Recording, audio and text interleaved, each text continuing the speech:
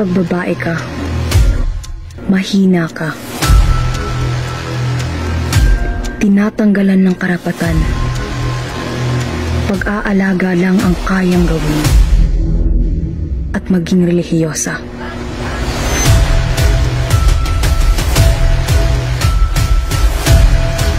Ngunit ang mga iyon ay nakatakdang magbago sa susunod kong buhay.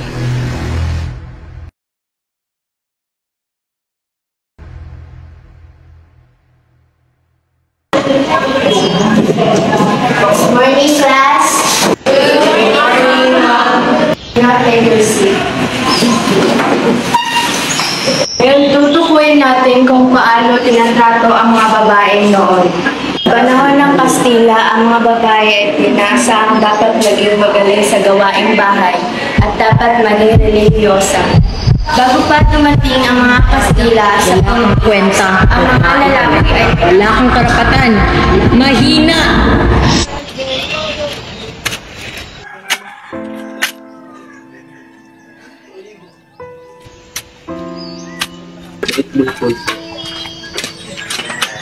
Nakapaganda ka na ba ng pagkain? hindi ko pa natatapos yung ginagawa ko. Ano ba yung ginagawa mo? Wala namang silbi yan. Paganda mo na ako ng pagkain.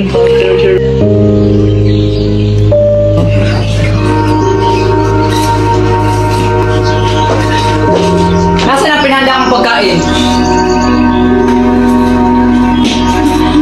Pasensya na eh. Marami kasi akong ginagawa. Hindi ko naasikaso. Ano?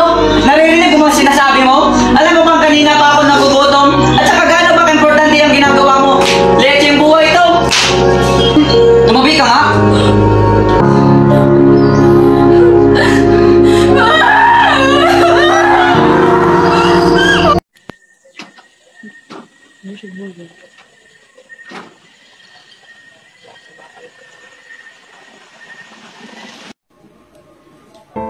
Ano yung ginagawa mo? Nagtutupi. Ano ba? Huwag ngayon. Ano ang problema mo? Pagod ako eh. Kahit ngayon lang? Huwag nga. Yan na nga lang, di mo pa ako mapagbigyan ha. Wala ka talagang silbi. Kwenta. Leche.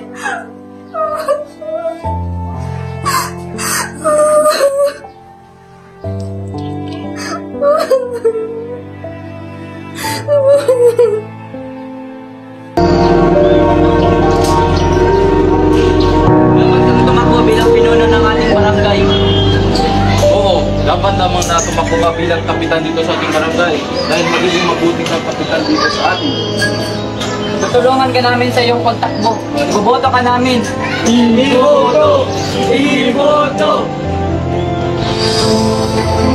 Ngayong araw ay tatakbo ako bilang isang kapitan para sa ating bayan. Tama! Iboto! Iboto!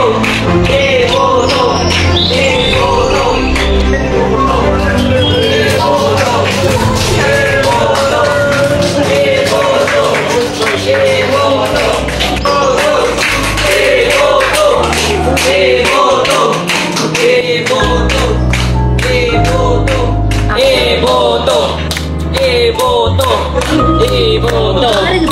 Iboto! Hindi! Hindi kayo maaaring bumoto.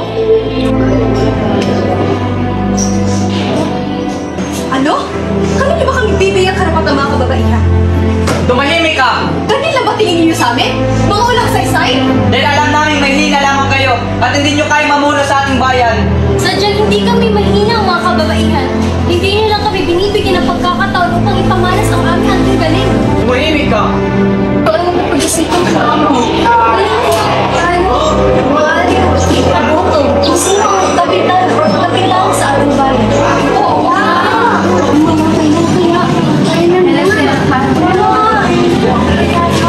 Bini-bini, maaari ko bang malaman ang iyong pangalan? Sabina! Halika muna dito! Kailangan ko lang ito.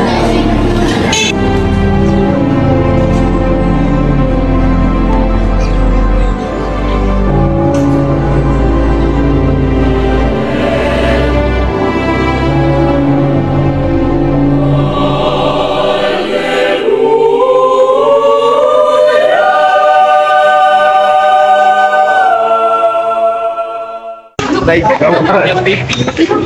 Tama na, Oo nga.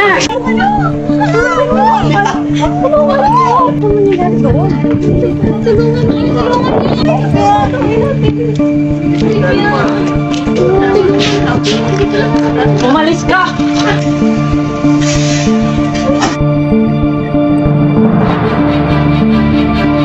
Tara na, Isabela. Umuwi na tayo. Bilis! Tara! Umuwi na tayo! Sandali! Kamusta ka na, Isabela? Okay naman. Kayo, kamusta na kayo asawa mo? Okay lang naman kami. Minsan nga, napupunta kami sa bahay. Kaso na pagkain. Nagugutom na ako.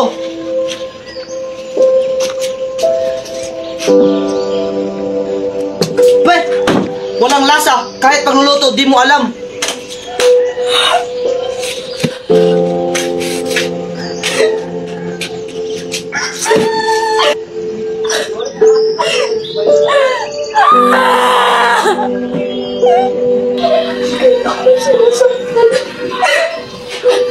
Ano ginagawa ng asawa mo? Ano ba tayo makakaroon ng patas na pagkato sa atin? Nasaan kaya yung bahay ni Isabel? Baka ito na yung bahay ni Isabel. Opo. Opo. Parang may tao ata sa labas. Sino ba yun?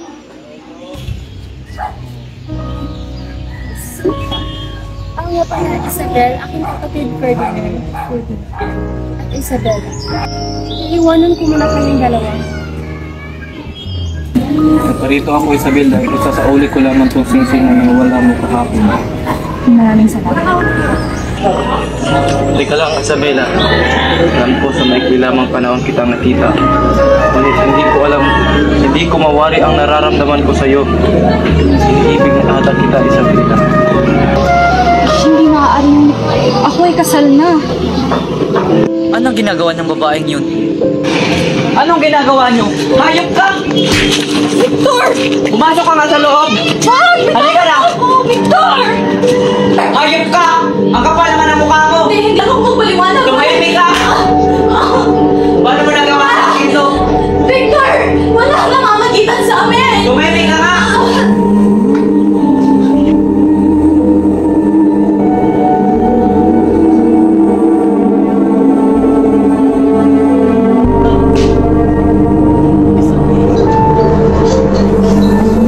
Sa mundong puno ng mga taong may kanya-kanyang pananaw, hindi magiging hadlang ang opinyon ng iba para diktahan kung hanggang saan ang kaya mong patunayan.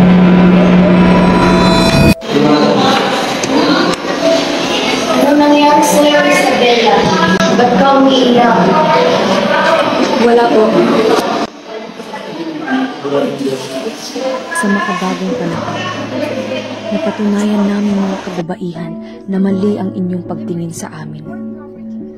Kaya namin ang mga nagagawa ng mga kalalakihan, mula sa pagboto, pagtatrabaho, at mamuno sa kahit anong antas ng buhay.